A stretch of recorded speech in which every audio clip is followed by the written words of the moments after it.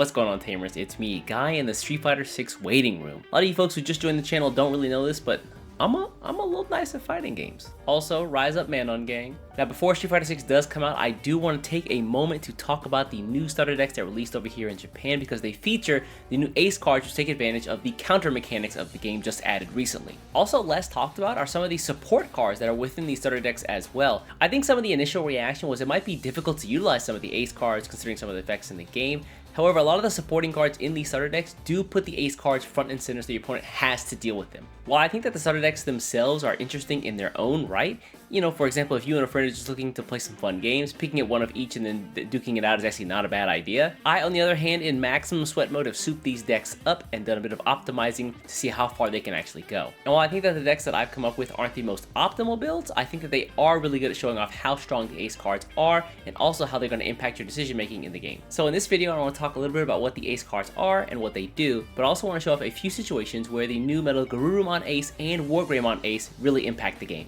So before taking a look at a couple of examples, let's first set the stage on what ACE cards actually are.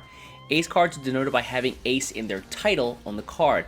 Now, I say title and not name, and that's a really important difference to make here. For example, if a card said that it digivolved from a MetalGarurumon and you had a MetalGarurumon ACE on the board, you can absolutely digivolve into that next card because the ACE is not part of the card's name. Currently, the ACE cards all have the counter Blast Digivolve effect, which allows you to digivolve during the counter step for free.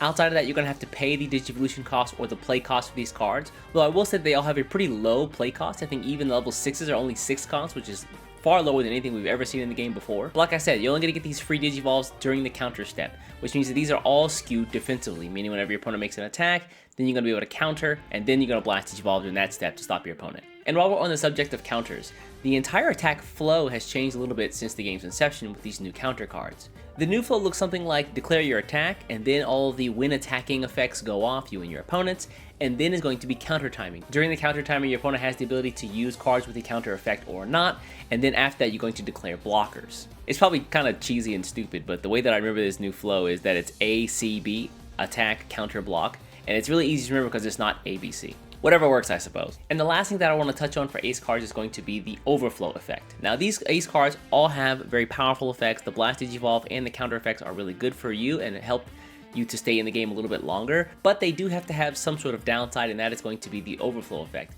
Whenever an ACE card is removed from the field in some way, whether it's sent to security or in the trash or to your hand or to the deck, wherever, as long as it's not on the field anymore, you're going to suffer the overflow penalty, which is by giving your opponent some amount of memory denoted on the card.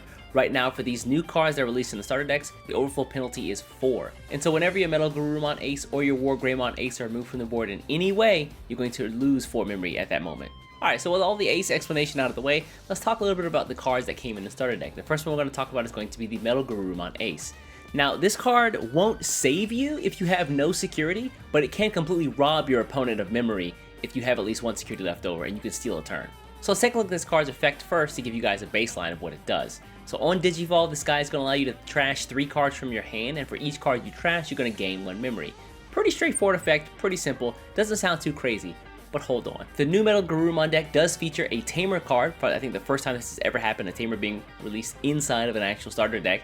That is going to be the purple matte Tamer. This guy is the perfect support for this deck. He's a minimum 3 memory every single turn Tamer, so you're going to start at 3 memory every single turn, and then on top of that, on both turns, anytime you would discard a card, you can rest him and gain a memory. The deck also includes a new purple WarGreymon card who allows you to unsuspend whenever you attack by discarding a card from your hand. And while we did see the blue promo WarGreymon get limited to 1 per deck, this purple WarGreymon definitely picks up the slack and keeps double attacks happening every turn.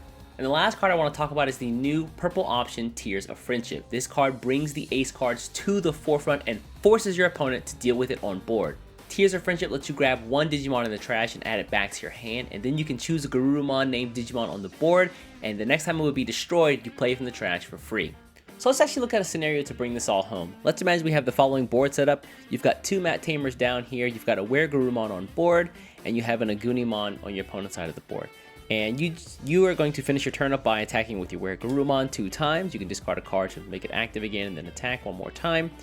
And then you say, okay, I've only got 1 memory left over, so what I'm going to do is I'm going to play the 3 cost Tears of Friendship.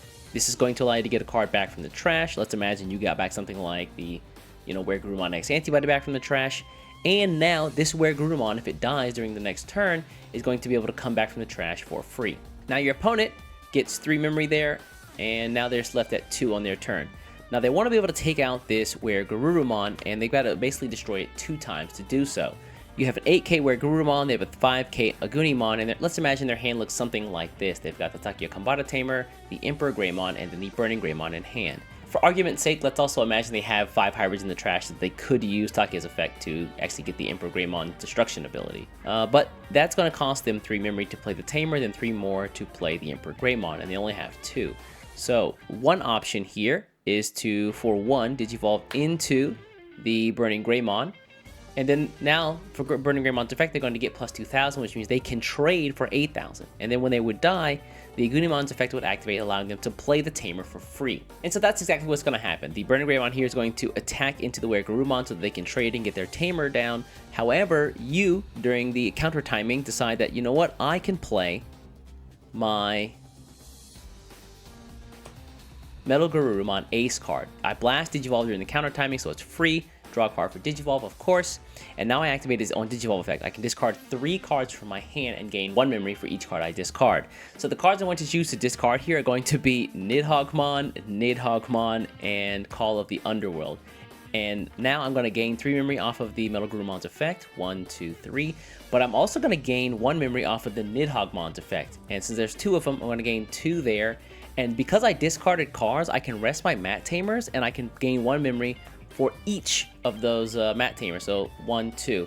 So you can see that my opponent tried to trade. Now their attack follows through and they die because I'm at 11,000. And I now have 6 memory on my turn to work with, and their board just got wiped. Of course, they can play the Tamer like they wanted to, but now the turn is over and I have free reign to do whatever I need to do.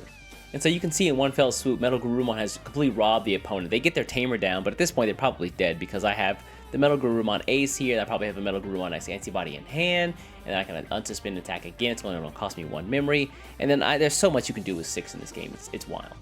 So you can see how in this situation, the person playing Red Hybrid in this case has to play the game slower, otherwise they risk this happening to them. So now let's switch things up and talk a little bit about the WarGreymon ACE card. As of the making of this video, Greymon is either one of the strongest offensive or one of the strongest defensive decks in the game, depending on the route you take.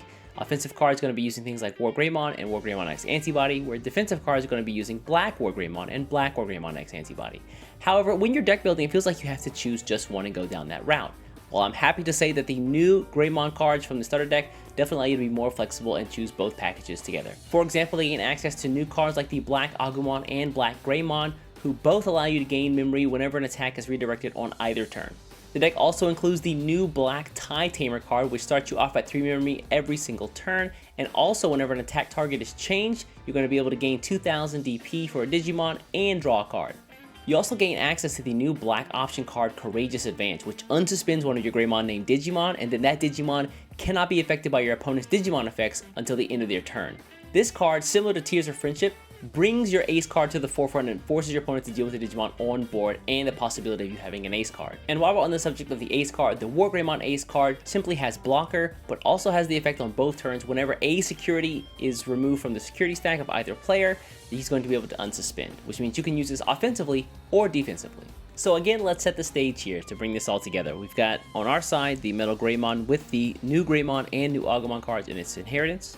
And our opponent's going to have, let's imagine they're playing the Hunter's deck, and they have all 4 Hunter Tamers out, and they also have an Arrestor Dramon out. Now, it's your turn, you have 1 memory, you Digivolve into the MetalGaruRumon, and you're going to use his raid ability to attack into your opponent's Arrestor Dramon. Now, because the attack target was changed, you're going to be able to play a Tie Tamer from your hand for free. We're going to play the new Black Tie Tamer from the starter deck as well. And he's going to allow you to gain +2 memory because of the Greymon and the Agumon cards.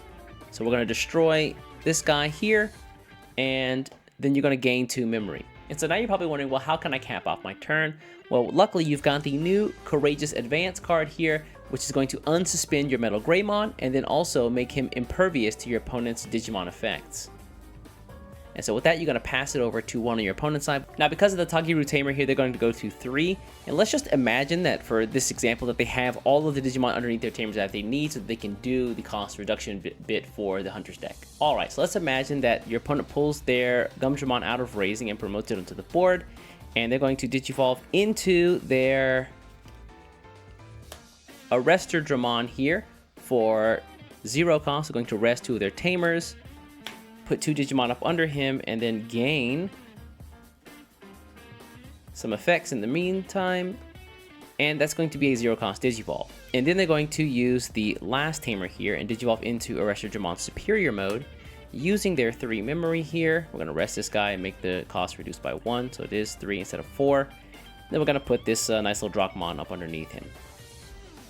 So, normally in this case, the Arrestor Dramon Superior mode will allow you to get rid of the MetalGarurumon here by putting it up under the TIE Tamer. However, because of the Courageous Advance card, they cannot do that to the MetalGarurumon. Now they have to choose to attack or not. Now, I don't know about you, but I've never seen an Arrestor Dramon not attack. So, Arrestor Dramon, like he normally does, is going to attack into your opponent's security. Oh, let me move this in the frame a little bit so you can see the Drachmon. That's going to be important later. Now, when he attacks here, all these attack effects are going to first go off. So, draw all the cards you need to draw. Then give your opponent's Digimon minus 2,000. Oh, wait, can't do that because of Courageous Advance. So, this is going to just stick at 7,000. And then, additionally, we're going to get plus 2,000 off of the Drachomon. So, it's going to be a 12,000 Arrestor Dramon Superior mode. Now, our counter timing is going to activate, and that means that we can Digivolve into our WarGreymon ACE. Now, when that happens, WarGreymon ACE Digivolves for free. Draw your card for Digivolution, and he's going to be able to block. Now, when he blocks, a couple of things are going to happen. The first is you have to declare our block. That's going to change the attack target from our security to the WarGreymon ACE. Now, when we change the attack target, we're going to rest our TIE Tamer to give the WarGreymon plus 2,000, so now he's 13,000 DP, and we're going to gain 2 memory here off of the WarGreymon's inheritance cards of Greymon and Agumon, which means our opponent's turn is going to end after this attack. Now, because we're 13,000 and our opponent with the Drachomon buff here is only 12,000 attack Arrestor Dramon Superior mode, that means we're going to live through this attack and the Superior mode is going to be destroyed. Not only that, but now their turn is over. We're going to go to 3 as well from our TIE Tamer, and now we can go into our WarGreymon X Antibody if we want to. And so that's going to be it for this one. Hope you guys had a really good chance to see how the ACE cards are going to impact the game, how they work, and kind of how the new decks support them. I think personally, I'm most excited about the fact that your opponent has to consider the fact that you do have an ACE card in hand, and if they don't consider that, or they try to ignore that fact, they can be punished in really severe ways. As always, if you guys have any questions or comments about the new ACE cards, or the new starter decks in general, feel free to put those in the comments below. I'm always checking there and trying to answer questions whenever I can. Anyways, folks, I'm going to get out of here. Before you get out of here, do me a favor, hit the subscribe button, and I'll catch you in the next one. Take care.